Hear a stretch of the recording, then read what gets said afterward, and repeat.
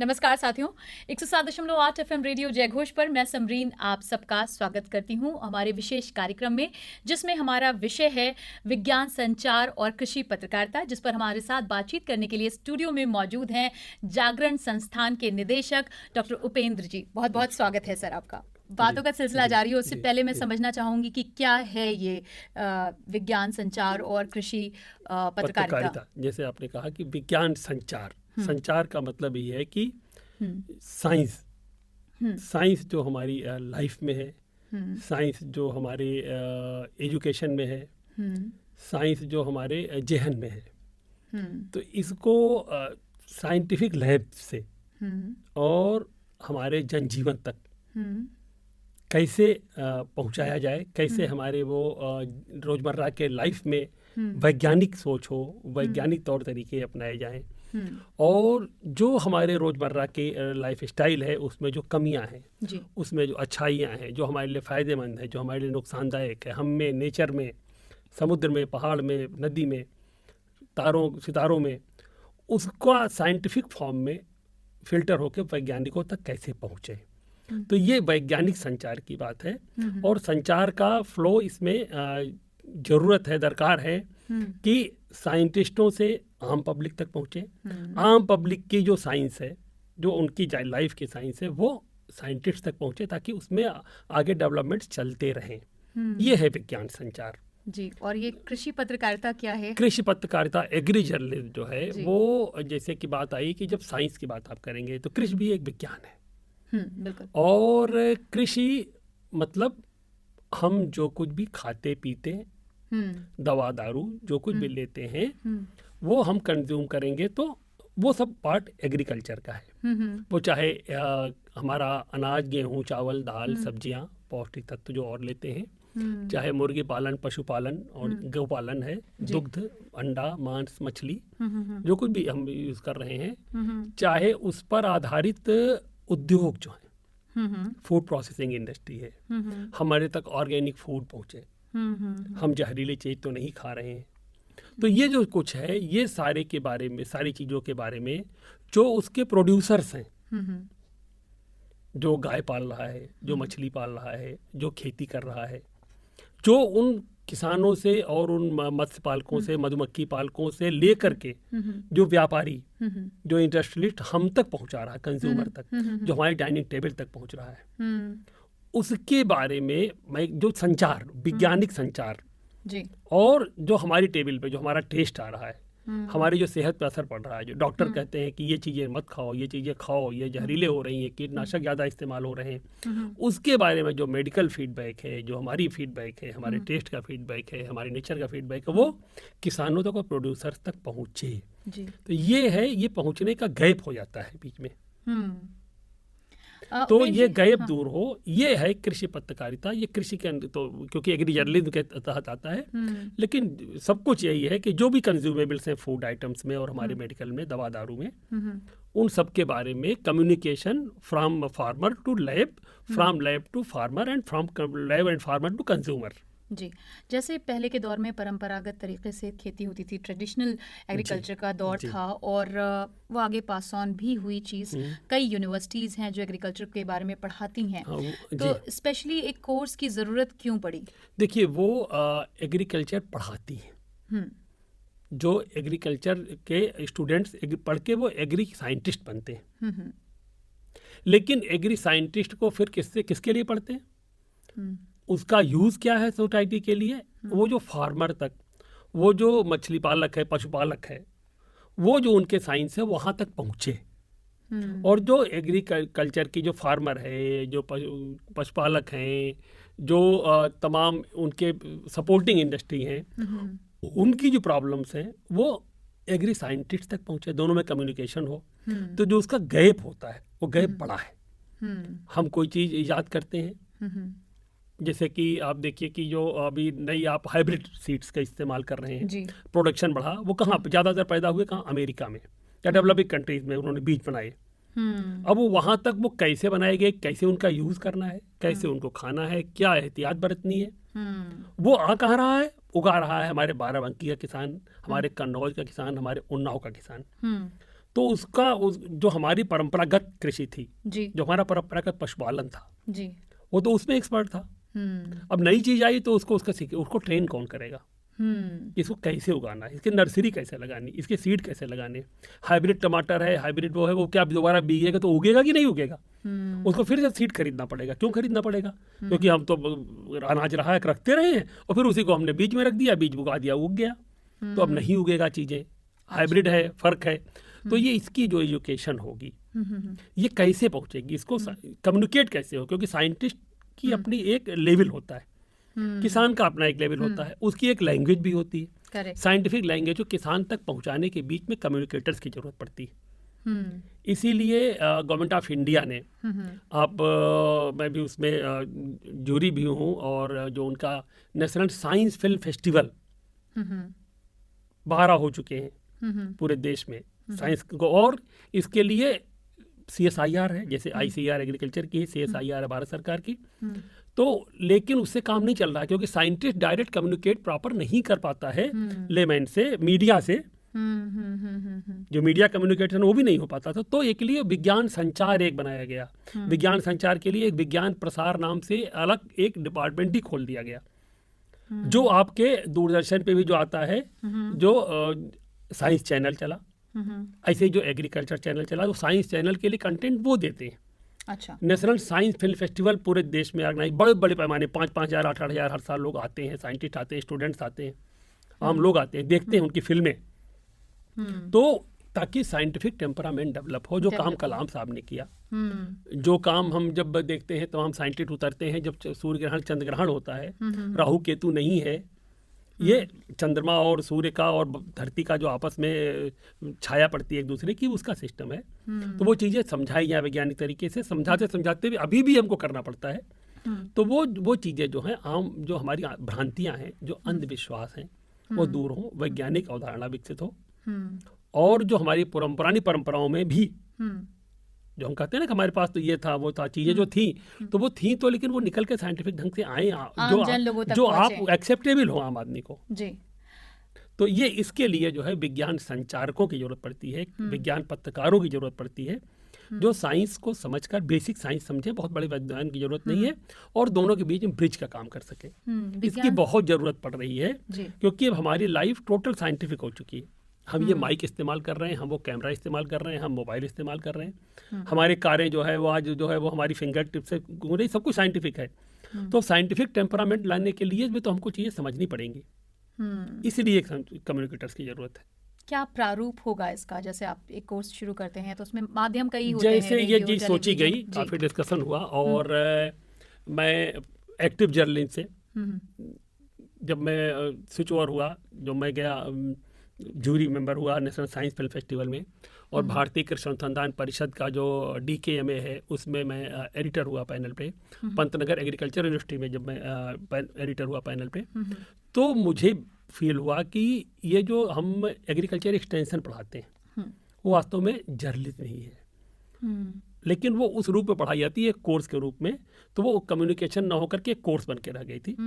फिर जब मुझे मौका मिला जर्नलिज्म से प्रोफेशनल जर्नलिज्म में आने का, और प्रोफेशनल जर्नलिज्म से जब मैं एकेडमिक्स में आया, तो दैनिक जागरण से जो प्रणीत है, Jagran institute of management and mass communication Noida और कानपुर में, जो यूपी का जैसे इंडिया का सबसे बड़ा अखबार है जागरण, तो ऐसे वो अपना एक इंस्टीट्यूट हम लोग सबकी जाके इंडस्ट्री की जो फुलफिलमेंट हो सके उसके लिए वो इंस्टीट्यूट से अच्छे जर्नलिस्ट बन सके। तो उसमें जब हम लोग आए तो ये कानपुर में, संयोग से मैं कानपुर हेडक्वार्टर में कानपुर बैठता रहा, और कानपुर में ही यूपी का सबसे पुराना एग्रीकल्चर की यूनिवर्सिटी है, चंद्रशेखर आजाद कृषि विश्वविद्यालय, तो जो उसके वाइस चांसलर रहे हैं प्रोफेसर सिंह साहब थे, तो वो अब वो चले गए बिहार एग्रीकल्चर यूनिवर्सिटी, अभी गए हैं, लेकिन उसी दौरान हमारे जो डिस्कशन हुए तो ये बीच में आई कि ऐसा एक कोर्स बहुत ज़रूरी है, आना चाहिए। फिर हमारे बीच में MOU हुआ, गवर्नमेंट ऑफ यूपी ने उसको बहुत वेलकम किया, और महामहिम राज्यपाल जी गई, उसका हम लोगों को MOU साइन हुआ। अच्छा। तो ये एक पहला, देश का पहला एग्री जर्नलिज्म और साइंस कम्युनिकेशन का 2 साल का डिप्लोमा शुरू हुआ है जी। और बहुत अच्छी बात है कि इसको शुरू होने का जो प्रोसेस चला 6 महीने जी। उसी बीच में यूपी गवर्नमेंट ने फिर सारे एग्रीकल्चर यूनिवर्सिटीज को कह दिया है कि वो ऐसे कोर्सेज शुरू करें, तो मेरा सवाल ये है उपेंद्र जी कि जैसे रेडियो एक माध्यम है, टेलीविज़न एक माध्यम है, सोशल मीडिया है, तो इस कोर्स को करने वाले बच्चों के लिए क्या माध्यम होगा? किस माध्यम से ये लोगों तक नहीं, पहुँचेगा? देखिए अब तो मल्टीमीडिया का ज़माना है और अब जैसे आप रेडियो को भी न्यू रेडियो की बात आ रही है, जैसे हमारा रेडियो जयघोष है, तो ये FM चैनल पे भी चलता है, जो एक लोकल दायरे में होता है 20-25-50 किलोमीटर दायरे में, लेकिन उस दायरे से बाहर फिर हम मल्टीमीडिया के जरिए, हम इंटरनेट के जरिए, हम वेब के जरिए हम आप इसको मॉरिशस में भी सुन सकते हैं, दुबई में भी सुन सकते हैं, इंग्लैंड में भी सुन सकते हैं और पूरे देश के लोग इसका फायदा उठा सकते हैं। तो इसलिए माध्यम हमारा न्यू रेडियो माध्यम तो बहुत अच्छा है ही है।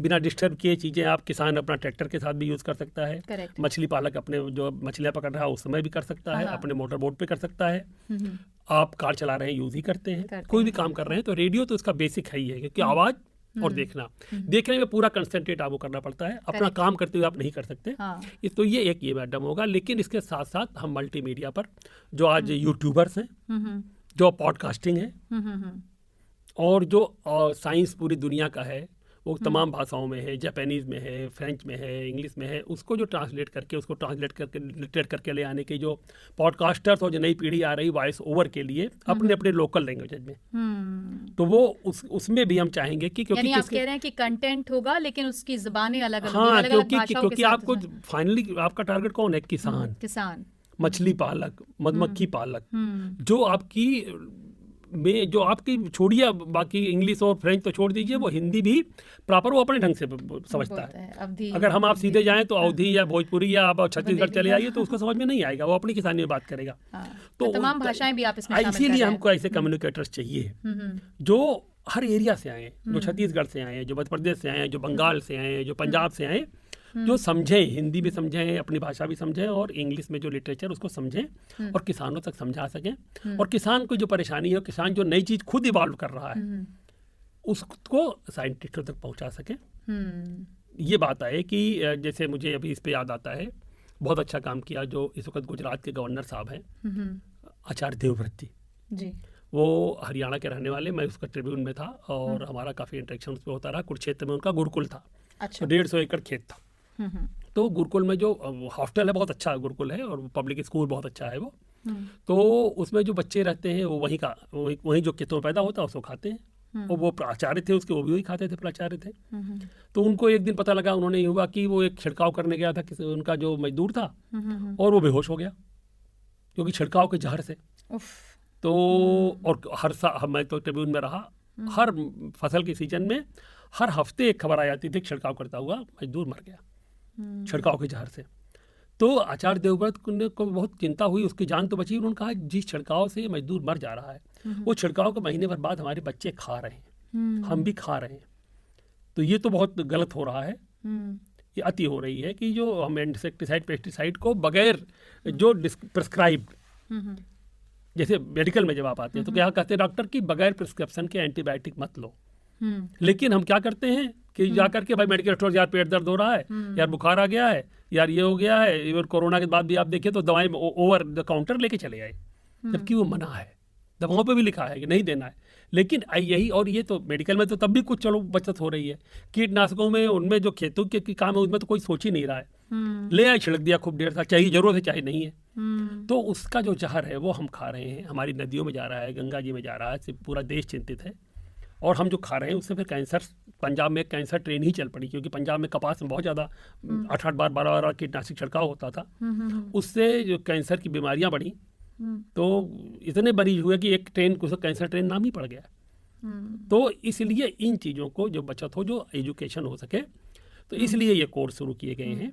और इसमें ये क्योंकि साइंटिफिक टेम्परामेंट हमारी लाइफ, ये केवल खेती की बात नहीं है। जो हम 5 स्टार में खा रहे हैं, जब हम आप भोजन कर रहे हैं अपने डाइनिंग टेबल, वो हमारी डाइनिंग टेबल की बात है, वो कारपोरेट की बात है जी, क्योंकि सब उससे सब प्रभावित हो रहे हैं, बिना भोजन के तो कुछ नहीं चलने वाला। उपेंद्र जी, एक मेरे जहन में और सवाल आ रहा है कि आजकल के जो यूथ हैं, यंगस्टर्स हैं, जब वो बात करते हैं करियर ऑप्शन की और करियर चुनते हैं तो उसके लिए वो रोज़गार और उसका क्या स्कोप है, करियर स्कोप क्या है, ये बहुत इंपॉर्टेंट होता है। तो अगर हम पर्टिकुलर इस कोर्स की बात करें तो उसका क्या करियर स्कोप है? इसीलिए तो ये शुरू किया गया है, क्योंकि जो कंपटीशन बढ़ता जा रहा है, करियर अपॉर्चुनिटीज़ की बात आ रही है, तो जो प्रोफेसर DR सिंह साहब जो वाइस चांसलर साहब रहे, मैं हूँ, और प्रोफेसर विजय कुमार यादव हैं जो इसके वहाँ पर डायरेक्टर हैं प्लेसमेंट के, और एग्री जर्नलिज्म के, एग्री बिजनेस डिपार्टमेंट के हेड हैं, वो इसकी कोऑर्डिनेटर भी है एग्री जर्नलिज्म कोर्स के। तो जो हम लोगों ने पाया कि इसमें तो इतनी अपॉर्चुनिटीज़ हैं, और जब हम लोगों ने इस कोर्स को तैयार किया तब से कई कारपोरेट लोग आ गए कि जो फूड प्रोसेसिंग के लोग हैं, जो कानपुर में पान मसाले वाले हैं, मसाले वाले हैं जी, और तमाम इंडस्ट्रीज वाले हैं, वो सबको जरूरत है कि अच्छी चीजें मिल सके, अच्छे जानकार लोग मिल सके। तो उनके जो आप कारपोरेट में जाएंगे तो कारपोरेट में उसकी बहुत जरूरत है, क्योंकि अच्छा वैसे भी FMCG सारी गांव की तरफ जा रही है। तो ये वास्तव में ये कोर्स एग्री जर्नलिज्म के साथ साथ एग्री बिजनेस का होगा, रूरल बिजनेस का होगा, रूरल इंडस्ट्रीज का होगा। तो रूरल इंडस्ट्रीज में तो सारे हैं, किर्लोस्कर हो, टाटा हो, सबको है। तो सबको जरूरत है ऐसे लोगों की जो गाँव को समझें। कोई जरूरी नहीं कि आप गाँव में बैठने, आप बॉम्बे में बैठेंगे, जर्मनी में बैठेंगे, इंग्लैंड में बैठेंगे, लेकिन इंडियन हम तो कृषि प्रधान देश है ना। आप जब देश को समझना है, ये कोर्स देश को समझने वाला हो साइंटिफिक अंदाज में। 2 साल कोर्स करके निकलेंगे बच्चे, तो यही हम लोगों ने देखा कि इसमें, क्योंकि मल्टीमीडिया का ज़माना है, तो उनको पैकेज बहुत अच्छे भी मिलेंगे, और जो अपने आप करना चाहेंगे, बहुत बड़ी बात है कि ये नौकरी देने वाले नहीं, नौकरी करने वाले नौकरी प्रदाता होंगे। क्या बात है? ये जॉब सीकर्स नहीं होंगे, जो ये एम्प्लॉयमेंट जो है वो जनरेटर्स होंगे।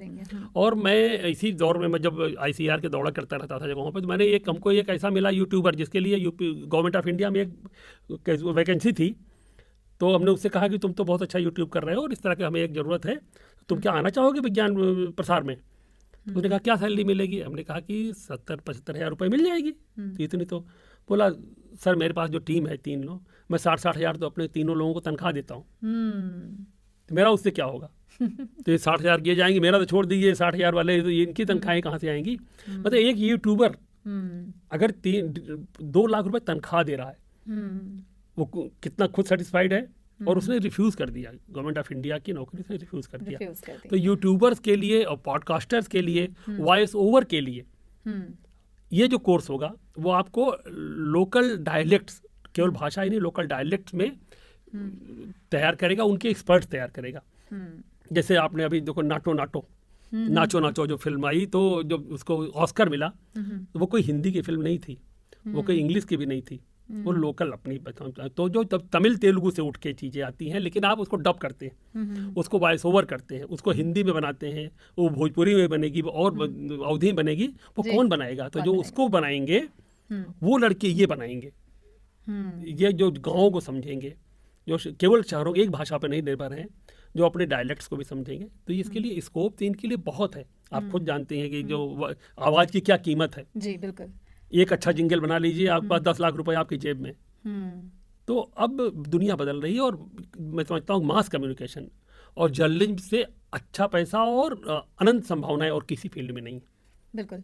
तो जो लोग इससे जुड़ना चाहते हैं और इस कोर्स को शामिल होना चाहते हैं या पढ़ना चाहते हैं, उनके लिए क्या कोर्सेज अवेलेबल हैं और कैसे वो इसमें एक तो फुल टाइम कोर्स तो अभी यही अवेलेबल है जो 2 साल का है, और लोगों को जल्दी भी करनी चाहिए, क्योंकि इस कोर्स का कंपटीशन टफ रहेगा जरा, और अभी निकल भी गया है, विज्ञापन भी इसका निकला हुआ है अखबारों में, और काफ़ी प्रचार प्रसार भी हुआ है। तो अभी इसके लिए 15 मई तो लास्ट डेट है। अच्छा। और 1 जून का इसका टेस्ट होगा नेशनल वाइज 10 सेंटरों पर। तो जो इसमें अभी इस साल आना चाहेंगे उनके लिए तो बस 20-25 दिन का टाइम है। और वो हम ये इसमें ये भी नहीं है, बेसिक चीज़ है कि हमने जो ये कोर्स इवॉल्व हुआ, जो यूपी गवर्नमेंट ने इसको एक्सेप्ट किया, जो एग्रीकल्चर यूनिवर्सिटी इसको जो हम लोगों ने सब मिल के ज्वाइंटली चला रहे हैं, हम एग्री BSc AG नहीं मांग रहे हैं, हम MSc भी नहीं मांग रहे हैं, हम जूलॉजी बॉटनी का भी आदमी नहीं मांग रहे हैं।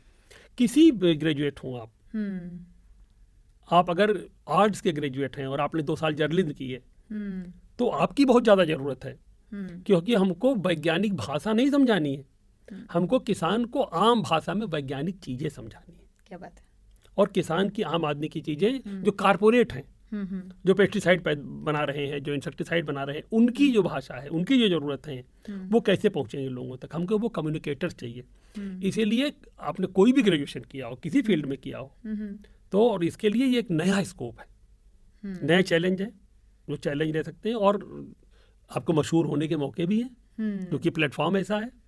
आप तो OTT का और टीवी का और ज़माना है और न्यू रेडियो का ज़माना आ रहा है। तो RJ और जो है जो आप जो है वो एंकर्स बनने के जो शौकीन हैं या जो एकदम रातों रात कहीं मशहूर भी हो सकते हैं जब उनका नाचो नाचो जब उन्हें हो जाएगा तो RR तो इसलिए मौके इसमें अनंत संभावनाएं इसमें जरूर आना चाहिए नई पीढ़ी को। और ये मैं सोचता हूँ कि देश में एक नई शुरुआत होगी। और उसके बाद मैं देख रहा हूँ इधर 6 महीने में ही शॉर्ट कोर्सेज के लिए भी बहुत डिमांड आई है। कई यूनिवर्सिटीज कई आगे भी बढ़ रहे हैं। तो ये एक नई विधा शुरू होगी और मुझे लगता है कि ये पूरे उभरते भारत को और स्किल डेवलपमेंट के लिए और एक नई शुरुआत हो। तो आपने जाना कि अगर आप विज्ञान संचार और कृषि पत्रकारिता से जुड़ना चाहते हैं और ग्लैमरस फील्ड के साथ साथ अपने देश के लिए, चूंकि देश हमारा कृषि प्रधान है, कुछ करना चाहते हैं तो ये कोर्स आपके लिए बहुत बेहतरीन साबित हो सकता है। ऐसे ही इन्फॉर्मेशन के साथ हम आपसे जुड़ते हैं हमारे कार्यक्रमों के माध्यम से। डॉक्टर उपेंद्र जी आप आए, इसके लिए बहुत बहुत शुक्रिया। आपने मंच दिया, बहुत बहुत धन्यवाद। जय